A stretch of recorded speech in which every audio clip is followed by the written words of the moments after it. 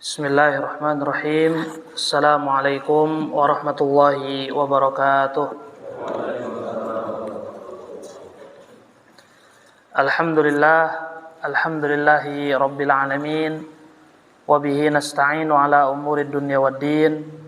Wassalatu wassalamu ala asyrafil anbiya'i wal mursalin, nabiyyina Muhammadin wa ala alihi wa ashabihi wa man tabi'ahum bi ihsanin ila yaumiddin. Amma ba'd. Alhamdulillah, segala puji bagi Allah Subhanahu wa taala yang mana telah memberikan kita limpahan karunia, rahmat dan nikmat sehingga pada subuh yang sejuk ini kita masih diberikan olehnya nikmat terbesar, nikmat teragung, yaitu nikmat iman dan Islam, yang dengannya kita baru saja mendirikan salah satu kewajiban yang Allah Subhanahu wa taala wajibkan kepada kita semua, yaitu sholat subuh secara berjamaah. Kemudian kita pun bersyukur kepada Allah Subhanahu wa taala Rabbul Alamin yang telah memberikan kita nikmat sehat walafiat serta nikmat sikap yang benar bagi seorang muslim. Sikap yang benar bagi seorang muslim disebutkan oleh Rasulullah sallallahu alaihi wasallam dalam sabdanya, "Ajaban li amril mu'min." Sungguh menakjubkan perkara orang yang beriman. "Inna amrahu kullahu khair." Sesungguhnya perkara orang yang beriman itu seluruhnya baik. "In asobathu sarra syakara fakana khairun lah." Orang yang beriman itu dikala mendapatkan kenikmatan, mendapatkan keluasan, mendapatkan sesuatu yang disenangi olehnya, maka ia bersyukur. "Wa in asobathu dharra sabar." Dan orang yang beriman pula meyakini bahwasannya kehidupan itu tidak melulu sesuatu yang disenangi olehnya. Terkadang diuji oleh cobaan, oleh ujian, oleh sakit. Maka ketika itu dialami olehnya dia bersabar. "Walaisa li ahadin illa lil mu'min." Dan perkara ini, sikap ini tidak kita dapatkan kecuali kepada atau pada orang yang beriman. Maka tentunya ketika Allah Subhanahu wa taala memberikan sikap yang benar bagi orang yang beriman di dalam diri kita, kita patut bersyukur kepadanya. Kurang lebih 3 pekan yang lalu, di antaranya mungkin Widi Asri, entah di tahap ketiga ini kena atau tidak, Allah Subhanahu wa taala menguji sebagian masyarakat Kota Serang dengan banjir yang tidak disangka-sangka, yang tidak diharapkan, tapi saat itu terjadi, seorang muslim dia bersabar, dan pahala kesabaran bagi seorang muslim itu didapatkan semakin tinggi di saat sabar itu datang di awal seseorang mendapatkan cobaan. Sebagaimana sabda Rasulullah sallallahu alaihi wasallam, "As-sabru inda sadmatil ula." Kadar kesabaran itu bernilai di sisi Allah Subhanahu wa taala semakin tinggi dikala seseorang menghadirkan kesabaran semakin awal saat dia mendapatkan cobaan. Seraya kita pun berdoa kepada Allah Subhanahu wa taala agar memberikan ganti yang lebih baik bagi kaum muslimin yang mungkin terdampak dari cobaan banjir tersebut. Kemudian salawat beserta salam semoga tetap terlimpah curahkan kepada junjungan alam Nabi kita Nabi Muhammad sallallahu alaihi wasallam beserta keluarganya, para sahabatnya dan pengikutnya yang setia hingga akhir zaman. Semoga kita semua termasuk di dalamnya. Ma'asyiral muslimin, jamaah salat subuh yang dirahmati Allah Subhanahu wa taala, Alhamdulillah kita masih diberikan oleh Allah Subhanahu wa taala nikmat sehingga kurang dari 2 pekan lagi kita akan bertemu dengan bulan yang penuh dengan kemuliaan, bulan Ramadan, yang mudah-mudahan konsistensi kita di atas ketaatan kepada Allah Subhanahu wa taala semakin lebih baik, kualitasnya semakin lebih baik lagi hingga akhirnya mendapat anugerah dan taufik dari Allah Subhanahu wa taala untuk bisa memakmurkan hari-hari kita kelak di bulan Ramadan sekiranya Allah Subhanahu wa taala masih memberikan kita usia untuk berjumpa dengan bulan Ramadan. Insyaallah pada pagi hari yang baik ini kita akan melanjutkan tema yang ke-12 dari pembahasan kitab Minhaj Al-Muslim yang ditulis oleh Syekh Abu Bakar Jabir Al-Jazairi rahimahullahu taala. Ma'asyiral muslimin, warga komplek Permata Widya yang dirahmati Allah Subhanahu wa taala, tema yang ke-12 ini insyaallah kita akan sama-sama mengkaji tema yang penting, tema yang merupakan salah satu dari rukun iman kita kepada Allah Subhanahu wa taala, yaitu iman kepada qada dan qadar, iman kepada takdir Allah Subhanahu wa taala.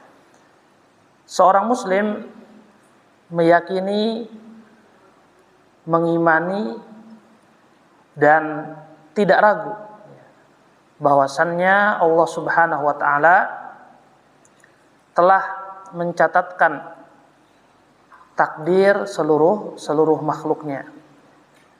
Bahkan Rasulullah Shallallahu alaihi wasallam mengabarkan kepada kita semua catatan takdir kita telah ditentukan dan ditetapkan oleh Allah Subhanahu wa taala jauh sebelum Allah Subhanahu wa taala menciptakan langit dan bumi. Dan ini kenapa disebut iman? Dikarenakan memang tidak ada landasan yang bisa kita sandarkan terkait hal ini kecuali keimanan kita kepada Allah Subhanahu wa taala. Kita tidak mengetahui hakikatnya, kita tidak mengetahui kecuali melalui informasi yang kita dengar dari Allah Subhanahu wa taala melalui lisan Rasulullah sallallahu alaihi wasallam. Seraya bersabda, kataballahu maqadirul khalaiq. Ya, Allah Subhanahu wa taala telah mencatat takdir seluruh makhluk. Qabla an yakhluqas samawati wal ard, sebelum ia menciptakan langit dan bumi. Bi khamsina alfasanah, jauh ya, 50.000 tahun sebelum Allah Subhanahu wa taala menciptakan langit dan bumi. Takdir kita ya, catatan ketetapan takdir bahwa di pagi hari ini di tanggal 17 Sya'ban ya, kita berkumpul di salah satu rumah Allah Subhanahu wa taala ini untuk mengkaji tema tentang takdir. Ini sudah dicatatkan oleh Allah Subhanahu wa taala. Kapan? 50.000 tahun sebelum penciptaan langit dan bumi. Apa yang perlu kita lakukan ma'asyiral muslimin? Kita mengimaninya. Kita meyakininya bahwasannya Allah Subhanahu wa taala telah mencatatkan takdir ini. Wa annahu la yaqau syai'un fil wujud hatta af'alul ibadil ikhtiyariyah ba'da ilmillahi ta'ala bihi wa bi taqdirihi. Dan tidak ada sesuatu yang terjadi di atas muka bumi ini, bahkan perilaku amalan yang seorang memiliki pilihan untuk melakukannya. Atau misalkan di hadapan kita ada air, kita ingin meminumnya ataukah tidak, bahkan sudah meminumnya pun itu sudah dicatatkan takdirnya oleh Allah Subhanahu wa taala. Namanya af'al ikhtiyariyah. Amal perbuatan yang kita memiliki pilihan untuk melakukan ataukah tidak. Ketika kita melakukannya, Allah Subhanahu wa taala telah mencatatkannya. Allah Subhanahu wa taala telah mengetahuinya dan telah mencatatkannya di Lauhil Mahfuz, di lembaran-lembaran takdir. Dan Allah Subhanahu wa taala adil ketika menetapkan takdir tersebut. Hingga akhirnya seseorang yang berkata atau mungkin bergumam, tidak sampai dia berkata-kata, bergumam saja bahwasannya untuk apa kalau begitu kita melakukan sesuatu sekiranya memang takdir itu sudah dicatatkan oleh Allah Subhanahu wa taala. Kita katakan keinginan orang tersebut tidak melakukan sesuatu sudah dicatatkan oleh Allah Subhanahu wa taala. Dan hadis yang disebutkan tadi, riwayat Imam Muslim tentang pencatatan takdir 50.000 tahun sebelum diciptakan langit dan bumi ini oleh Allah Subhanahu wa taala, membuat pertanyaan di benak para sahabat dan mungkin di benak kita semua, yang terlontar dengan pertanyaan mereka, famal amal ya Rasulullah. Kalau begitu wahai Rasulullah, untuk apa kita beramal? Untuk apa kita berusaha? Untuk apa kita berbuat? Jawaban Rasulullah sallallahu alaihi wasallam, faqul i'malu fasayarallahu amalakum. Jawabannya adalah kalian tetap beramal. Kalian tetap berusaha. Karena tidak ada di antara kalian yang mengetahui takdir kalian. Kita semua tidak mengetahui catatan takdir untuk kita. Ketidaktahuan kita tentang hal tersebut, maka yang perlu kita lakukan sesuai petunjuk dari Rasulullah SAW, yaitu beramal. Ketika kita beramal, Allah Subhanahu wa taala melihat amalan kita dan mengisyaratkan kebaikan ketika amalan kita selaras dengan apa yang Allah Subhanahu wa taala ridhoi, menjadi apa? Penghuni surganya Allah Subhanahu wa taala. Namun ketika amalan kita buruk, kita perlu waspada. Jangan-jangan ini isyarat keburukan. Langsung bertobat kepada Allah, beristighfar kepadanya, minta kepada Allah Subhanahu wa taala jalan yang lurus sebagaimana tiap hari yang kita pinta saat kita membaca surat Al-Fatihah.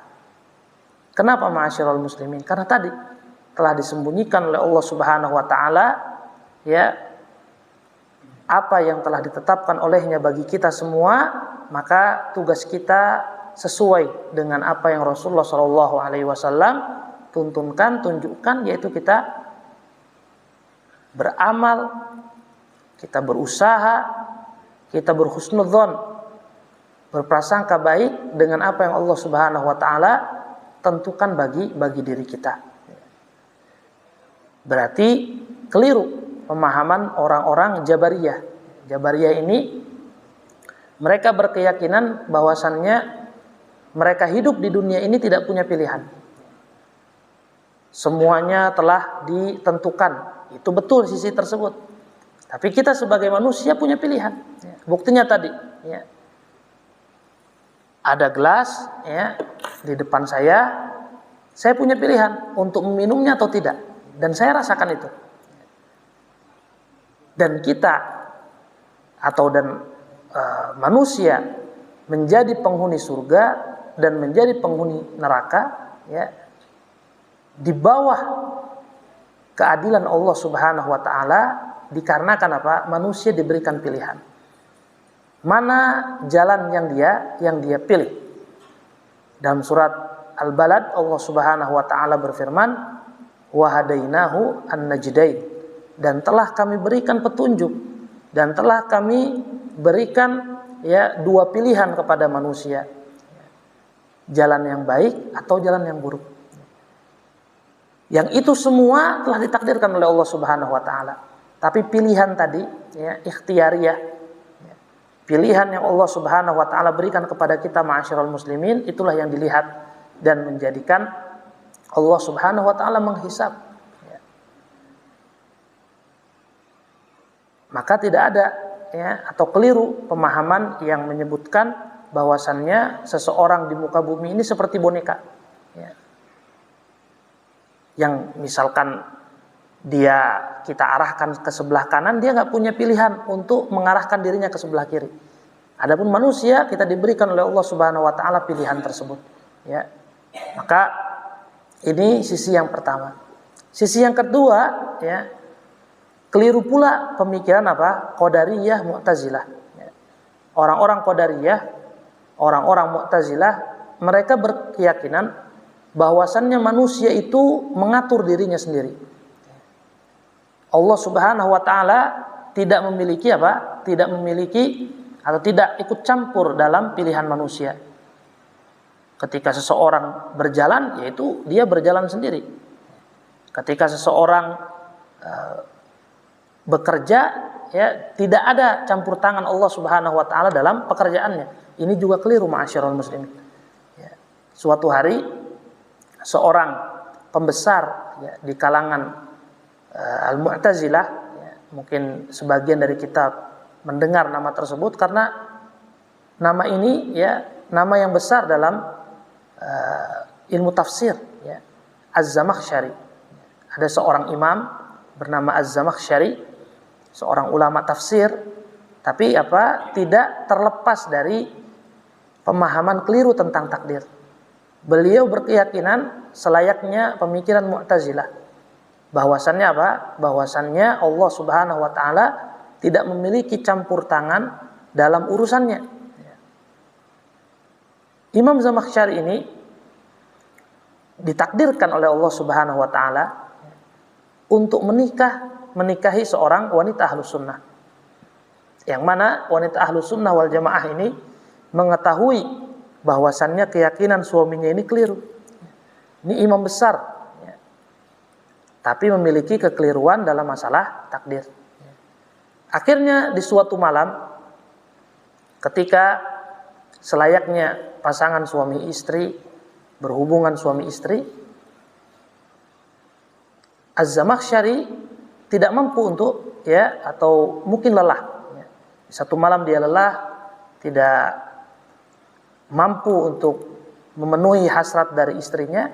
Di posisi ini istrinya mengatakan kepadanya, "Ya Zamakhsyari, wahai suamiku, bukankah engkau berkeyakinan bahwa seorang manusia itu melakukan sesuatu dengan kehendaknya? Silahkan, ya, tunjukkan kehendak itu." Dan tidak bisa melakukan. Itu yang kita ketahui dan kita rasakan ma'asyiral muslimin, bahwasannya akidah yang perlu untuk kita yakini dan kita imani adalah akidah pertengahan. Akidah ahlus sunnah wal jamaah meyakini bahwasannya segala sesuatu telah ditakdirkan oleh Allah Subhanahu wa taala. Namun kita sebagai manusia diberikan pilihan, diberikan kuasa untuk melakukan sesuatu dengan kehendaknya. Tapi kehendak kita di bawah kehendak Allah Subhanahu wa taala. Sebagaimana firman Allah Subhanahu wa taala, "Wa ma tasyauna illa an yasha'allahu rabbul alamin." Dan tidaklah kalian berkehendak kecuali kehendak kalian di bawah kehendak dan ketetapan Allah Subhanahu wa taala. Ma'asyiral muslimin, jamaah salat subuh yang dirahmati oleh Allah Subhanahu wa taala, dan ini alhamdulillah yang kita berada di atasnya. Hingga akhirnya kita memiliki keinginan, ya, memiliki kehendak, memiliki upaya. Ya.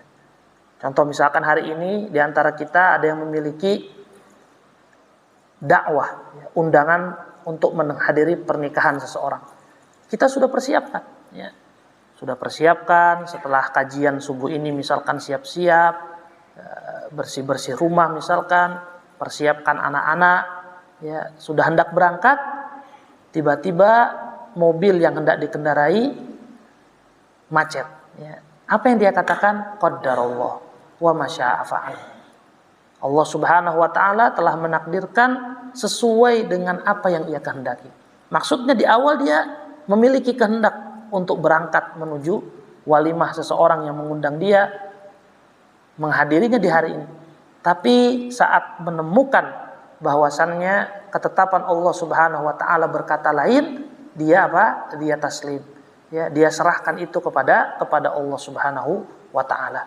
Maka ma'asyiral muslimin yang dirahmati Allah Subhanahu wa taala, selain kita meyakini tentang catatan takdir tersebut, kita pun juga harus yakin bahwasannya Allah Subhanahu wa taala Maha Adil dalam catatan takdir tersebut. Tidak boleh kita katakan misalkan orang yang kita kenal baik perilakunya, ya, baik tata keramanya, baik sopan santunnya, namun dia dicatatkan oleh Allah Subhanahu wa taala sebagai orang-orang yang di luar garis keislaman, kita ragu kepada ketetapan Allah tersebut, ya.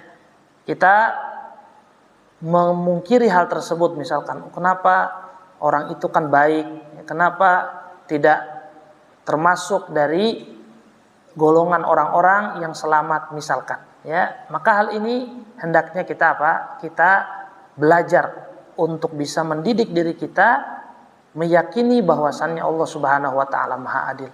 Kenapa ma'asyiral muslimin? Karena orang yang kita ketahui itu ya memiliki kesempatan, memiliki kehendak, memiliki keinginan. Yang mana keinginan, kehendak, kesempatan yang Allah Subhanahu wa taala berikan kepadanya tidak dia gunakan. Tidak dia gunakan untuk apa? Untuk masuk ke dalam koridor yang Allah Subhanahu wa taala ridhoi, koridor keislaman. Sekiranya orang tersebut tidak memiliki kesempatan untuk itu, bisa saja kita berkata demikian. Namun karena Allah Subhanahu wa taala telah memberinya kesempatan, telah memberinya waktu untuk berpikir, telah memberinya kehendak, telah memberinya keinginan, telah memfasilitasinya untuk berada ya di sekeliling orang-orang yang beriman. Namun mengapa ya tidak tergerak ya, hatinya untuk apa? Beriman kepada Allah Subhanahu wa taala. Bahkan yang sudah tergerak hatinya untuk beriman kepada Allah Subhanahu wa taala tetap tidak dibenarkan keimanannya kecuali dengan ucapan yang jelas. Sebagaimana kejadian yang telah menimpa paman dari Rasulullah Shallallahu alaihi wasallam, Abu Thalib, yang meninggal dalam keadaan kafir, sekalipun ya sikapnya, sekalipun usahanya menolong dakwah Rasulullah Shallallahu alaihi wasallam telah dia lakukan. Ketika keimanan tersebut tidak terlontar dari lisannya, dan Rasulullah Shallallahu alaihi wasallam dengan tegas beliau berkata, sa'astaghfirunna lak malam unha'ang, aku akan memintakan ampunan untukmu wahai Abu Thalib selama aku belum dilarang. Tiba-tiba Allah Subhanahu wa taala seketika itu langsung menurunkan firman-Nya, maka nal mu'minuna liyastaghfiru lil musyrikina walau kanu uli qurba. Tidaklah bagi seorang yang beriman memintakan ampunan bagi orang-orang musyrik yang meninggal dalam keadaan kemusyrikan. Dalam ayat yang lain Allah Subhanahu wa taala juga berfirman, innaka la tahdi man ahbabta walakinnallaha yahdi man yasha. Sesungguhnya engkau wahai Muhammad tidak bisa memberikan petunjuk kepada siapa yang engkau kehendaki, namun Allah Subhanahu wa taala dengan kehendaknya memberikan petunjuk kepada siapa saja yang ia kehendaki. Maka ma'asyiral muslimin yang dirahmati Allah Subhanahu wa taala, landasan keimanan kepada takdir ini sebagaimana keimanan kita kepada rukun-rukun iman yang lain. Keimanan kita kepada Allah, iman kita kepada para malaikat, iman kita kepada para nabi, iman kita kepada para kitab-kitab, ya, iman kita kepada hari akhir, ini semua iman yang mana keyakinan ini landasannya memang sesuatu yang gaib bagi kita. Rasulullah Shallallahu alaihi wasallam hidup, tapi gaib bagi kita, maksudnya kita tidak bertemu langsung dengannya, namun kita beriman bahwa ada namanya Rasulullah, ya Muhammad sallallahu alaihi wasallam yang telah berdakwah 23 tahun menyeru manusia ke dalam Islam. Pun demikian, iman kita kepada takdir ini landasannya benar-benar ya adalah keimanan kita kepada hal yang gaib. Maka bersyukurlah kita ketika diberikan anugerah untuk beriman kepada hal-hal yang gaib ini, sebagaimana yang Allah Subhanahu wa taala firmankan dalam Al-Qur'an, memuji orang-orang yang beriman memang dikarenakan keimanan mereka kepada hal yang gaib. Alif lam mim dzalikal kitabu la raiba fihi hudan lil muttaqin alladzina yu'minuna bil ghaib, yang yaitu orang-orang yang beriman kepada hal-hal yang gaib. Akhirnya ma'asyiral muslimin yang dirahmati Allah Subhanahu wa taala, penulis di sini menyebutkan satu kaidah ya. Yang kaidah tersebut terkait dengan kehendak Allah Subhanahu wa taala di atas kehendak siapapun, dan apa yang telah ia kehendaki telah dicatatkan dalam lembaran-lembaran takdir. Ma syaa kana wa lam yasha wa ma lam yasha lam yakun wala haula wala quwata illa billah. Apa yang Allah Subhanahu wa taala kehendaki pasti akan terjadi. Ma syaa kana, Allah Subhanahu wa taala menghendaki Nabi Isa lahir dengan tanpa ibu, terjadi.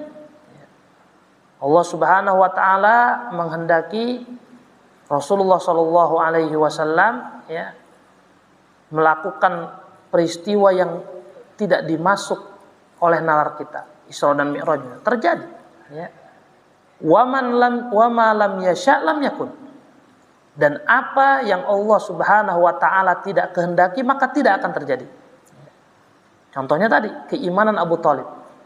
Sebegitu usahanya Rasulullah sallallahu alaihi wasallam agar pamannya beriman kepada Allah, tapi Allah tidak menghendaki, tidak akan terjadi.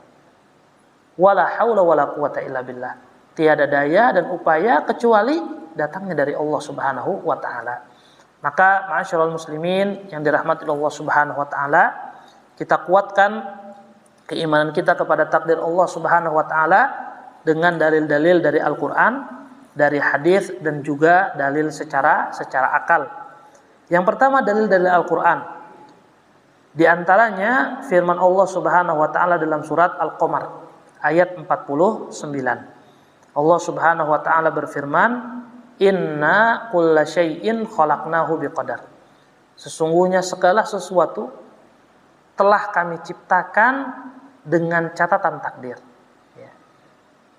Kami di sini lit ta'zim, untuk pengagungan. Maksudnya Allah Subhanahu wa taala telah menciptakan segala sesuatu dengan apa? Dengan catatannya, dengan takdirnya. Ya.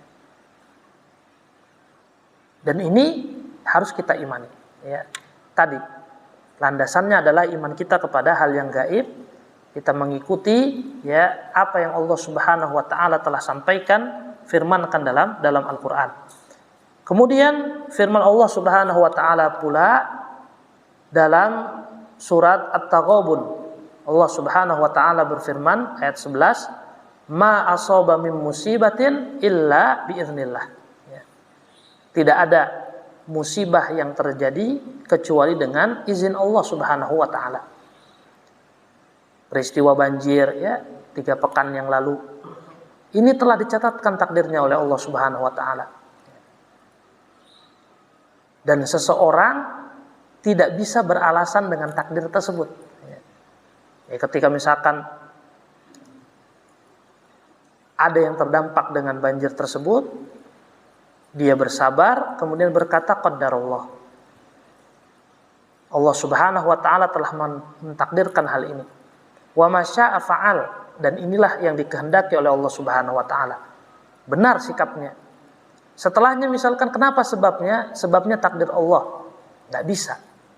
Karena Allah Subhanahu wa taala ya bentuk sisi keadilan Allah Subhanahu wa taala menjadikan sesuatu akibat diiringi dengan sebabnya. Ya. Maka sebabnya harus dicari. Ya. Mungkin ada masalah, ya, perairan sungai yang kurang rapi, atau bendungan yang meluap dan seterusnya. Ya. Kenapa di sini ma'asyiral muslimin? Karena menjadikan takdir sebagai sebab. Ya. itu tidak dibenarkan dikarenakan kita tidak mengetahui takdir tersebut kecuali setelah ketetapannya. Sebagaimana suatu hari di zaman Khalifah Umar bin Khattab radhiyallahu taala anhu, ada seorang pencuri yang tertangkap basah dia mencuri. Dan sudah meliputi 7 syarat ditetapkan sebagai pencuri yang hukumannya dalam Islam dipotong tangan. Ini ada 7 syarat ma'asyiral muslimin. Tidak lantas misalkan ada orang nyuri segelas air ini potong tangan, nggak bisa. Atau mungkin di berita televisi kita dengar seorang nenek-nenek didakwa mencuri karena mengambil pisang dari kebun tetangganya, atau pembantu mengambil piring dari rumah majikannya, kemudian didakwa mencuri, dan dijatuhi hukuman sekian tahun penjara. Ini dalam Islam nggak mungkin, mustahil. Karena ada 7 syarat seseorang itu dikatakan mencuri. Di antaranya, pencuri itu dikatakan mencuri ketika barang curiannya itu nominalnya melebihi 1/4 gram emas. Kalau misalkan sekarang 1 gramnya 1 juta, maka nominal barang yang diambil di bawah 250.000 nggak disebut mencuri. Dan di antara syarat pencurian juga diambil dengan kondisi sembunyi-sembunyi. Ada jambret misalkan di pasar, itu bukan pencuri dalam Islam. Nanti hukumannya apa? Hukumannya bukan potong tangan yang difirmankan Allah Subhanahu wa taala dalam Al-Qur'an, tapi hukumannya ta'zir, ketentuan dari apa? Dari hakim. Seorang yang mengambil motor di halaman masjid, motor udah pasti harganya di atas 250.000, tapi orang itu bukan pencuri. Karena syarat pencurian itu pengambilan barang dari tempat yang mana barang tersebut terjaga di tempat itu. Motor, mobil berarti di garasi. Dompet berarti di laci. Kalau ada orang mendakwa seseorang sebagai mencuri karena mengambil dompetnya di atas tempat wudhu, maka ini nggak disebut mencuri. Syarat yang lain, termasuk dari syarat seseorang itu disandarkan kepadanya sifat pencuri atau tadi disebut pencuri itu ketika dia mencuri dalam keadaan yang tidak butuh. Jadi kalau misalkan ada seseorang tadi misalkan mengambil pisang, atau dia tidak tahu, mungkin jangan pisang, kalau pisang tidak sampai harganya segitu. Ada orang kelaparan, melihat rumah tetangganya ada durian musangking, harganya mungkin 400.000, dimakan sama dia. Dalam Islam bukan mencuri. Kenapa? Karena dia dalam keadaan kelaparan. Bahkan kalau terjadi demikian, yang disalahkan adalah tetangganya. Kenapa membiarkan tetangganya dalam keadaan lapar? Maka ma'asyiral muslimin yang dirahmati Allah Subhanahu wa taala, tidak mudah menentukan seseorang itu dikatakan mencuri hingga akhirnya hukumannya potong tangan. Itu ada syarat-syarat yang berlapis, yang mana dari 7 syarat tersebut harus terkumpul semuanya, tidak boleh ada satupun yang tidak ada. Kembali ke masalah pencurian yang terkait dengan takdir. Di zaman Khalifah Umar bin Khattab ada seseorang yang didakwa mencuri dan sudah mencakupi syarat-syarat dikatakan dia sebagai pencuri. Saat hendak dipotong tangan, dia beralasan, "Wahai Amirul Mukminin, wahai Umar bin Khattab, aku mencuri karena takdir Allah.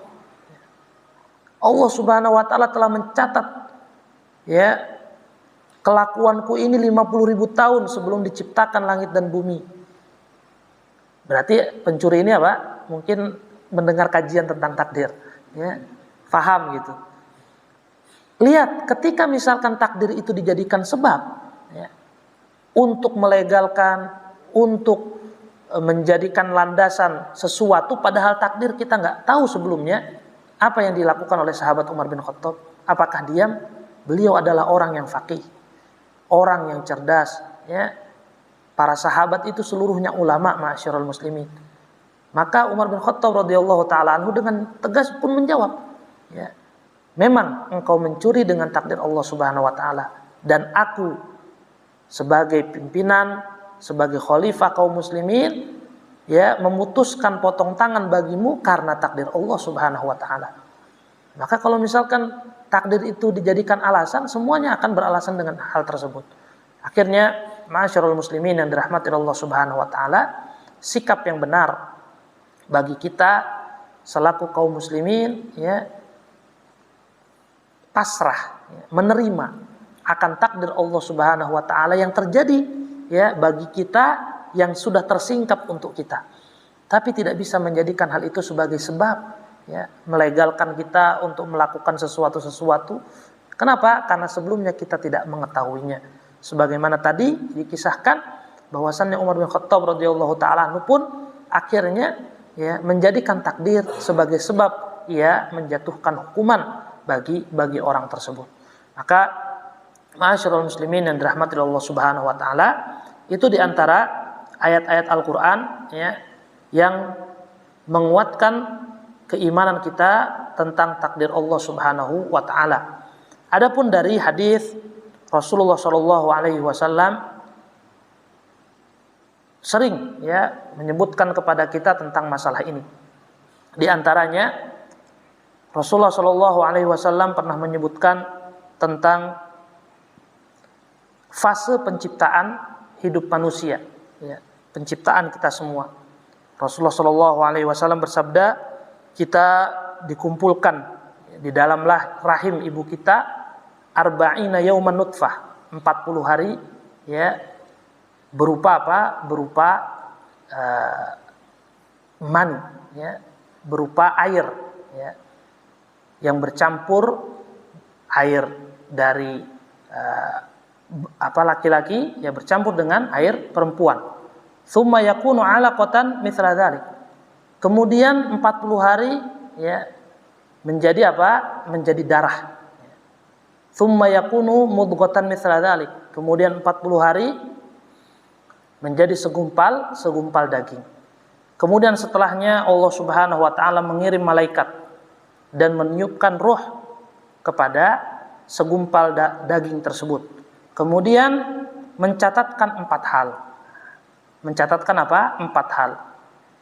Bikat birizkihi, dicatatkan rezekinya, wa ajalihi wa amalihi, dicatatkan ajal dan amalannya, wa syaqiyun aw sa'idun, dan ditentukan apakah orang ini adalah orang yang bahagia, penghuni surga, ataukah orang ini sengsara, penghuni neraka. Berarti ini pencatatan, ya, penegasan catatan takdir Allah Subhanahu wa taala di Lauhil Mahfuz ketika kita berada di alam rahim, ya. Jadi di alam rahim ditegaskan lagi catatan takdir Allah Subhanahu wa taala yang sudah ia tentukan, ya. Dan setelahnya lihat ma'asyiral muslimin, Allah Subhanahu wa taala atau Rasulullah sallallahu alaihi wasallam bersabda, "Inna ahadakum la ya'malu bi amali ahlil jannah." Sesungguhnya ada seseorang di antara kalian berbuat amalan, ya, yang mana amalan-amalan tersebut adalah amalan penghuni surga. Berarti amalan kebaikan, amalan ketaatan. Fayasbiqu alaihi kitab. Ternyata orang ini tidak dicatatkan oleh Allah Subhanahu wa taala sebagai penghuni ahli surga. Hingga akhirnya sebelum ia wafat, tiba-tiba beramal melakukan sesuatu yang dengannya dia apa? Masuk neraka. Ya. Adapun kebalikannya, ada seseorang yang penuh, ya, dengan amalan-amalan buruk, dengannya terkesan dia adalah penghuni neraka, tiba-tiba, ya, menjelang akhir usianya, yasbiqu alaihi kitab, catatan takdirnya tidak seperti itu. Berbalik, ya, 180 derajat menjadi orang soleh, ya, bertaubat dengan apa-apa yang pernah dia lakukan hingga akhirnya masuk surga, ya. Berarti di sini ma'asyiral muslimin yang dirahmati Allah Subhanahu wa taala, ya, kehendak yang dilakukan oleh manusia atau kehendak yang dimiliki oleh manusia hingga ia melakukan hal-hal yang telah ditakdirkan oleh Allah Subhanahu wa taala, itu ya tetap di bawah kehendak Allah Subhanahu wa taala. Hingga akhirnya bisa saja ya seseorang yang dahulunya kita kenal sebagai orang baik, ya, tiba-tiba Allah Subhanahu wa taala memalingkan hidayah darinya hingga akhirnya berbuat kerusakan. Ya. Mungkin di sini ya ada yang beberapa tahun silam, kalau saya waktu itu di jenjang SMP sering membaca majalah namanya Sabili. Bagus, majalah dakwah ya. Dapat pencerahan di sana. Kurang tahu apakah majalah itu masih ada atau tidak sekarang. Salah satu penulisnya ya yang cukup bagus tulisannya menasihati umat tentang Islam, itu tokoh liberal sekarang, namanya Ade Armando. Jadi Ade Armando itu penulis Sabili yang luar biasa bagus. Tapi Allah Subhanahu wa taala ya menghendaki lain. Dan kita pun mendoakan semoga Allah Subhanahu wa taala memberikan hidayah. Karena masih belum meninggal kan, masih hidup. Ya, mudah-mudahan kembali ke jati dirinya yang dulu. Ya, maka kita sebagai orang-orang yang mengimani tentang takdir ini, ya terus ya, kita meminta kepada Allah Subhanahu wa taala apa? Sabat, ya, ketetapan langkah. Ya, karena memungkinkan sekali orang itu apa bisa keadaannya bisa apa? Bisa berbalik. Ya.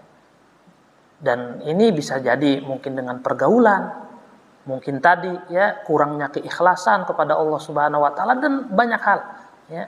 Maka ma'asyiral muslimin yang dirahmati Allah Subhanahu wa taala, selama hayat masih dikandung badan kita, ya tidak boleh kita ujub ya, kepada apa yang kita lakukan sekarang, tapi terus minta ya, sebagaimana yang doa yang Rasulullah SAW sering ajarkan saat kita dalam kondisi sujud, ya di antara doa yang diajarkan oleh Rasulullah SAW, Allahumma tsabbit qalbi ala dinik.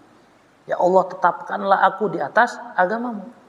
Wasarrif qalbi ila ta'ati, dan palingkan hatiku untuk senantiasa ya melakukan ibadah amalan untukmu. Ini yang perlu terus dirutinkan oleh kita ma'asyiral muslimin. Kenapa? Karena bukan kita yang meminta ya dengan doa itu saja, bahkan doa tersebut adalah doa yang diajarkan oleh Rasulullah SAW kepada kita semua. Kemudian terakhir ma'asyiral muslimin yang dirahmati Allah Subhanahu wa taala, dalil secara akal ya, bahwasannya takdir itu telah dicatatkan oleh Allah Subhanahu wa taala. Di sini penulis ya Syekh Abu Bakar Jabir Al-Jazairi rahimahullah taala, beliau mengatakan akal kita tidak mengingkari ya, bahwasannya memang Allah Subhanahu wa taala dengan kehendaknya, dengan informasi yang kita dapat darinya, ia telah mencatatkan takdir takdir untuk makhluk-makhluknya, seluruh makhluk. Kita tidak mengingkari hal tersebut. Ya, tidak ada penolakan ya dari diri kita. Ya, ini kenapa? Karena akal adalah Allah Subhanahu wa taala yang menciptakan ya, dan tunduk kepada ketetapan Allah Subhanahu wa taala. Hingga akhirnya di sini penulis menyebutkan satu contoh ya. Contohnya kata beliau, dan tentunya ini permisalan yang jauh ya. Allah Subhanahu wa taala jauh dari permisalan hal ini, tapi untuk mendekatkan bahwasannya akal kita tidak menolak hal tersebut. Contohnya misalkan seorang di antara kita hendak buat rumah ya, atau buat kantor, atau buat perusahaan, atau mungkin buat istana ya. Kemudian kita panggil arsitek yang paling handal. Untuk apa? Untuk ngegambar. Digambar oleh dia ya bentuk rumah yang kita inginkan, ya bentuk istana yang seseorang inginkan, bentuk kantor, perkantoran ya, yang tadinya hanya berada di apa? Di atas secarik kertas ya. Tidak ada bangunan ya, tidak ada tiang, tidak ada pondasi ya, hanya gambar saja. Nah, kemudian arsitek tersebut ya berusaha bagaimana menjadikan apa yang dia catat menjadi wujud yang terlihat ya. Kata penulis di sini kurang lebih ya. Ini permisalan yang jauh, ya, tapi ya hal yang kita ketahui bersama, gambar arsitek yang kemudian berubah menjadi perumahan-perumahan itu ya sangat mudah untuk diterima oleh akal. Mengapa seseorang tidak menerima takdir Allah Subhanahu wa taala yang memang sudah tercatat? Catatannya sudah ada ya. Adapun ketetapan Allahnya terjadi belumnya, itulah yang ditunggu oleh kita semua. Ya. Catatan takdir kita, misalkan usia kita sekian puluh tahun itu sudah dicatatkan oleh Allah Subhanahu wa taala. Berarti kita tinggal menunggu ya ketetapan Allah Subhanahu wa taala yang telah Dia tetapkan itu terjadi ya ataukah belum terjadi. Ya, sebagaimana tadi ya gambar arsitek untuk rumah, untuk bangunan ya kita menunggu apakah sudah terbangun atau belum terbangun. Semoga Allah Subhanahu wa taala memberikan kita semua ilmu yang bermanfaat. Kurang lebihnya saya mohon maaf. Wabillahi taufik. Mungkin diberikan kepada Pak Syahrudin, jika ada yang bertanya dipersilakan.